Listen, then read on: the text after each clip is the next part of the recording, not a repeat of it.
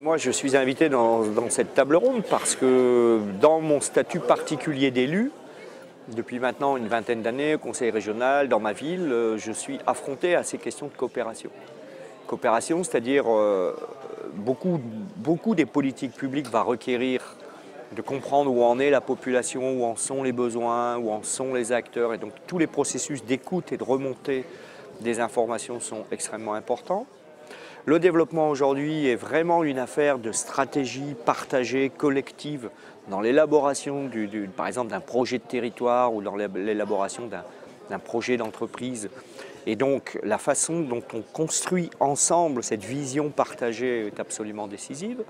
Et enfin, l'efficacité des politiques publiques, de plus en plus dans la mutation des services, du soft plutôt que du hard, c'est-à-dire de l'agencement des acteurs plutôt que des grands choix d'infrastructures, de ronds-points ou tout ce qu'on peut imaginer, et de plus en plus requise, cette articulation, cette mobilisation des acteurs.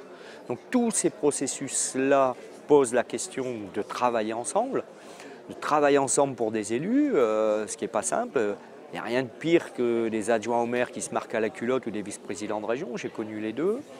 Les processus à l'intérieur même des équipes d'une municipalité par exemple, c'est extrêmement important. Alors en plus, quand dans mon cas, on est dans des projets extrêmement militants, dans lesquels il y a de l'engagement, on y met sa personne, on milite, et même les salariés de ma ville sont dans cette démarche-là, et du coup on commence à mettre de côté tous les signaux d'alerte quand on arrive en surcharge, en surchauffe. Et j'ai vécu plusieurs cas douloureux de personnes qui ont explosé en vol compte tenu de leur investissement volontaire, hein, c'est pas moi qui les mettais sous contrainte, mais par ce rêve qui nous portait tous. Et donc c'est sur ces dernières années que j'ai mesuré à quel point ces processus de coopération pouvaient introduire des difficultés, des processus de souffrance, que ça pouvait aussi empêcher d'aller plus loin dans la façon de développer nos projets.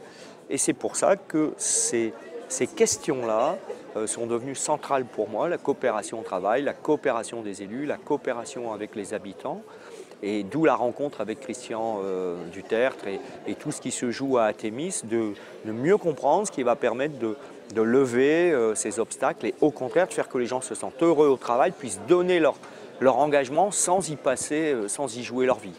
Voilà, en quelques mots, ce qui est le cœur de mon intervention de cet après-midi.